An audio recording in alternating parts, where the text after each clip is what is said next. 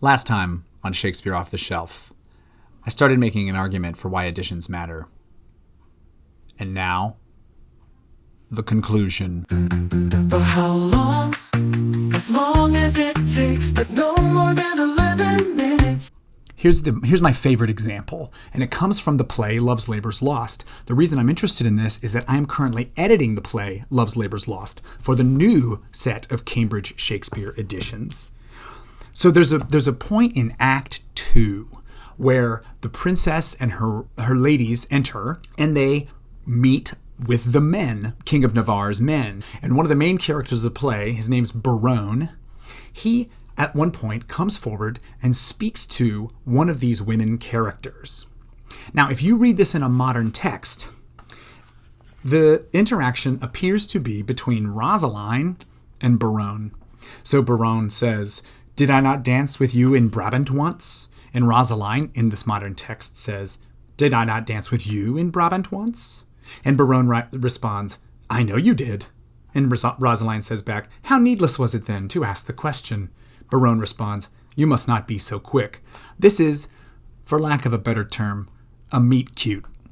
They meet, they remember that they have met before, and they have a kind of witty, playful, flirtatious back and forth. We're supposed to find this both funny and possibly slightly embarrassing, at least for Berowne, because the woman that he speaks to, who in this text looks like Rosaline, seems to be not just his equal, but his superior in terms of this banter. But here's the catch. The first quarto text, the earliest text we have of Love's Labour's Lost, looks like this. As you can see, the woman that Berowne is said to talk to in the quarto text is not Rosaline. It's only later in the quarto text that Rosaline is established as Berowne's match. But here, it's listed, the woman's name is listed as Katherine, but scholars have given this a name, and it's called the Rosaline-Katherine tangle. Sometimes it's called the Katherine-Rosaline tangle. And the idea, at least as forwarded by scholars like G.R. Hibbard in his Oxford edition, the idea seems to be that either there was some confusion on Shakespeare's part about which woman was going to end up with Berowne, and that he eventually switched and decided to have Rosaline match up with Berowne, or there's some mistake in the print house, or there's some mistake in the manuscript that underlies this edition. But basically the idea is there's some problem, because for the rest of the play after this moment, Rosaline is the one that flirts with Berowne, not Katherine. So this is a tangle that has occupied scholars for a long time, and it's a tangle that every editor has to come up against. Now but this is exactly why editions matter. And it's because if we simply offered the unedited text in which Berowne and Katherine end up together, several things are true. One is that we might not be accurately or even plausibly recording the completed play as it was performed, or as Shakespeare wrote it, or as Shakespeare intended it. At some point we are in trying to guess what happened to create the text as it has appeared to us. We have to conjecture and try to imagine what some final version of the play is in view. And editors get in lots of trouble for this. Famously, the Oxford text that was published in 1986 tried to reconstruct plays as they were first performed, which is itself a different kind of goal. Think about it. A play as it's first performed is different than the play as Shakespeare finally conceived it, or as Shakespeare initially conceived it. Those are all different kinds of goals that will determine what we are editing when we edit the text.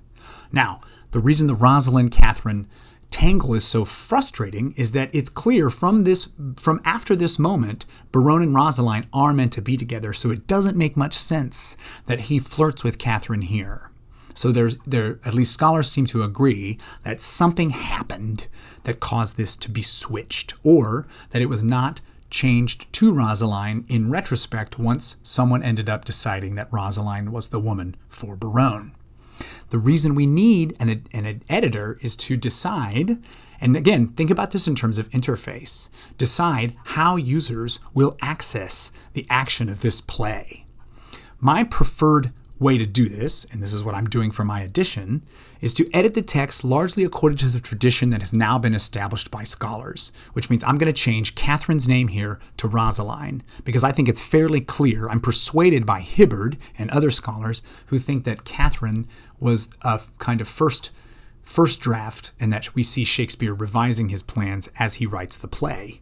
So I'm retconning it, as the kids would say, so that Rosaline speaks here. But I'm also introducing a footnote that explains why this process happened and walks through the different possibilities for why Katherine's name ends up being here. And I even tried to mount a case in the footnote that maybe just plausibly, we could imagine Katherine was the name that was always intended, and that some confusion occurs in the play such that Katherine's name here makes sense in the play, and later Rosaline's name makes sense. There's just a plausible case to be made for that.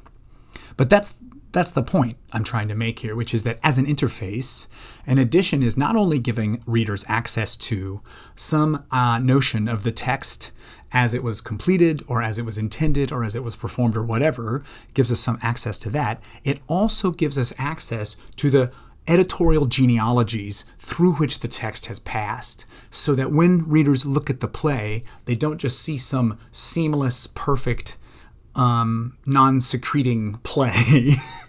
They see something much more complex. They see the text for the complexity that editors see when they look at the first quarto. So that's why editions matter.